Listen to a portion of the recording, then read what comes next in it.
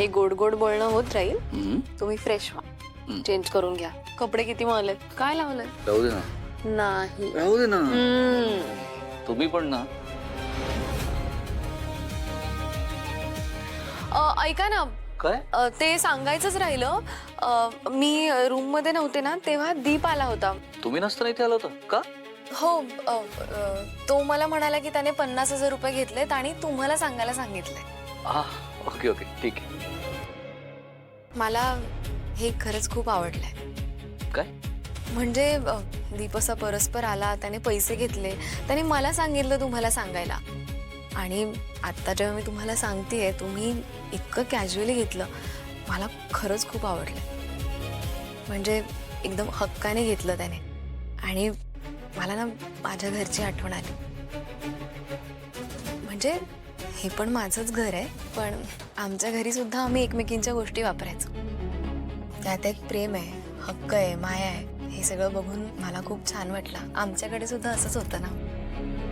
आणि मला तुमचं खूप कौतुक वाटतं. लग्नानंतर सुद्धा तुमचा बॉन्ड तसाच आहे, काहीच बदललं नाही. म्हणून तर तो असा बिंदास्त येऊन पैसे घेऊन गेला. विश्वास आहे हो. आणि आमच्यासाठी रोजच आहे. पण ना मला तुमचं जास्त कौतुक वाटलं. माझं कौतुक? हा. का? अहो, हे सगळं तुम्ही खूप चांगल्या पद्धतीने रिसीव्ह केलं. अहो काही काय बोलताय? सख्खा भाऊ आहे तुमचा तो. मला काय प्रॉब्लेम असणार आहे त्याने पैसे घेतले तर? हो, असा समजूतदारपणा प्रत्येकाकडे नसतो.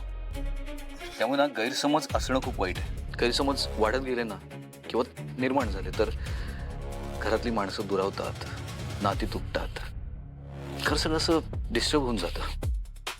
म्हणून मला तुमचं जास्त कौतुक वाटतं की तुम्ही एवढा समजूतदारपणा दाखवतात प्रत्येक वेळी.